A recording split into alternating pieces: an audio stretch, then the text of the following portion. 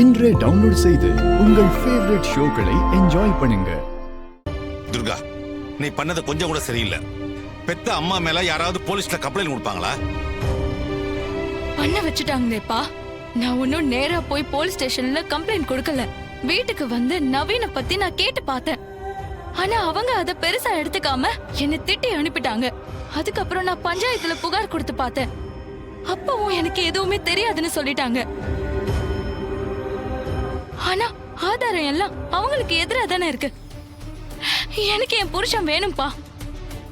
அதான் வேற வழி இல்லாம போலீஸ் ஸ்டேஷன்ல கம்ப்ளைண்ட் கொடுத்துட்டேன். துர்கா, நீ தப்புக்கு மேல தப்பு பண்ணிட்டே இருக்க. அவ உன் புருஷனை எதுவும் பண்ணிருக்க மாட்டா. வெறும் வளையல மட்டுமே வச்சுக்கிட்டு அவன் மேல சந்தேகப்படலாமா? அதை மட்டும் வச்சுக்கிட்டு நான் அவங்க மேல சந்தேகப்படலப்பா. பஞ்சாயத்து ஆபீஸ்ல வச்சு அவரை கொன்னுடுவேன்னு மிரட்டி இருக்காங்க. ஹோட்டலுக்கு முன்னாடியும் அவரை அடிக்க கை வாங்கினாங்க. அப்ப அவர் மேல இன்னும் வன்மத்தோட இருக்காங்கன்னு தானே அர்த்தம். அதுக்காக நவீன ஏதோ பண்ணிருப்பாங்க நீ நினைக்கிறது பைத்தியக்காரத்தனம். அம்மாடி துர்கா, நாங்க இத்தனை பேர் சொல்றோம்ல, உங்க அம்மா பேர்ல கொடுத்த கம்ப்ளைண்ட வாபஸ் வாங்கிடுமா. 1000 தான் இருந்தாலும் அவ உங்களை பெத்தவ.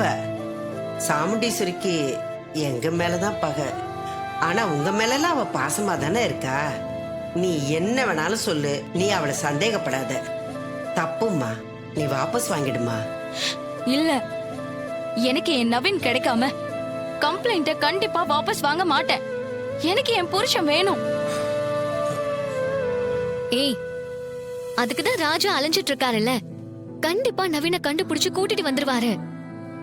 உன்னால அம்மாக்கு தான் கெட்ட பேரு. அவங்க லாக்அப்ல இருக்கிறது நம்ம எல்லாருக்கும் அசிங்கம். உடனே போலீஸ் ஸ்டேஷன் போலாவா.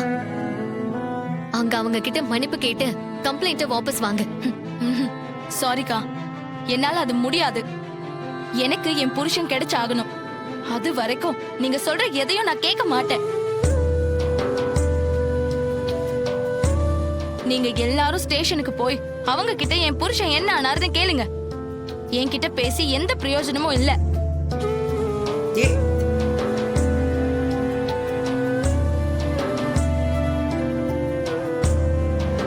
என்ன சாமுண்டீஸ்வரி, லாக்அப் எல்லாம் சௌரியமா இருக்கா? உன்னை இப்படி பாக்குறதுக்கு எவ்வளவு சந்தோஷமா இருக்கு தெரியுமா? அதிகாரம் பண்ணியே பழக்கப்பட்டவனி இப்படி அசிங்கப்பட்டு நிக்கிறத பார்த்தா பாவமா தான் இருக்கு. என்ன பண்றது?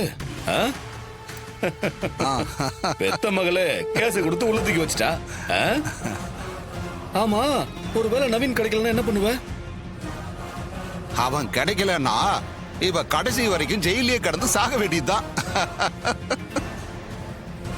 என்ன முறைக்கிற? என்ன தூக்கி ஜெயில வச்சல்ல, எனக்கு இப்படித்தானே இருந்திருக்கும். பெத்த மகளே உன்னை தூக்கி உள்ள வச்சது நாளைக்கு பேப்பர்ல வரும்.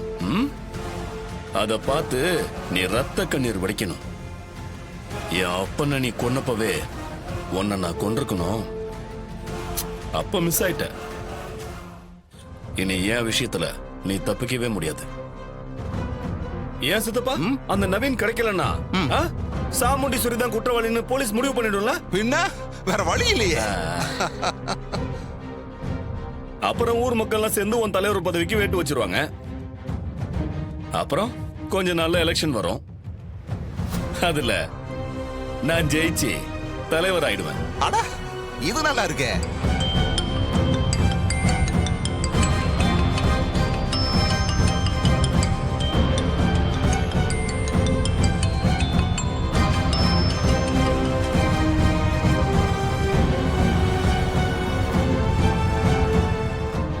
என்ன சாமுண்டீஸ்வரி, என்கிட்ட மோதுனா உனக்கு இதுதான் கதி.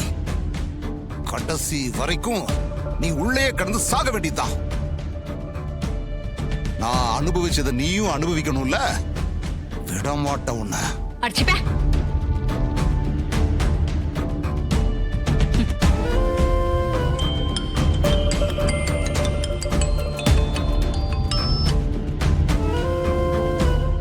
சொல்லு சந்திரா. ஒரு முக்கியமான விஷயங்க. என்ன சொல்லு. அந்த நவீன புதைக்கிறதுக்கு 2 பேரை அனுப்பணும்ல? ஆமா. அதுல ஒரு ராஸ்கல் தப்பு பண்ணிட்டாங்க. என்ன பண்ணா? அந்த நவீன பெட்டியில வச்சு புதைக்கிறப்ப அவனுடைய செல்போன் தவறி அந்த பெட்டியிலேயே விழுந்துருச்சு.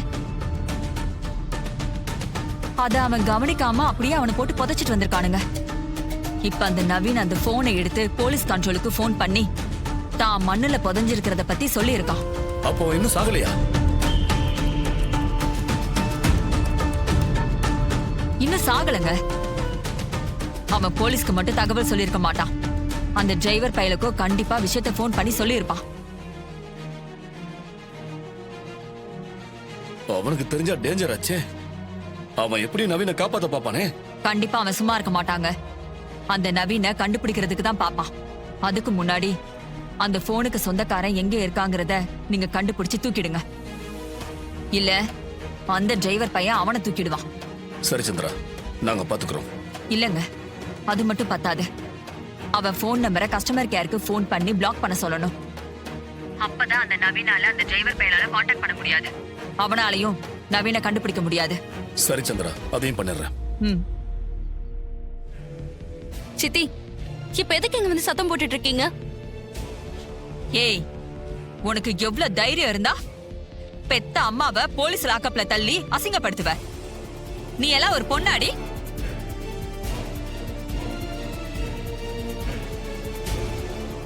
பெத்து பலத்தை ஆளாக்குன உன் அம்மாவுக்கு நல்ல கௌரவத்தை தேடி கொடுத்திருக்க.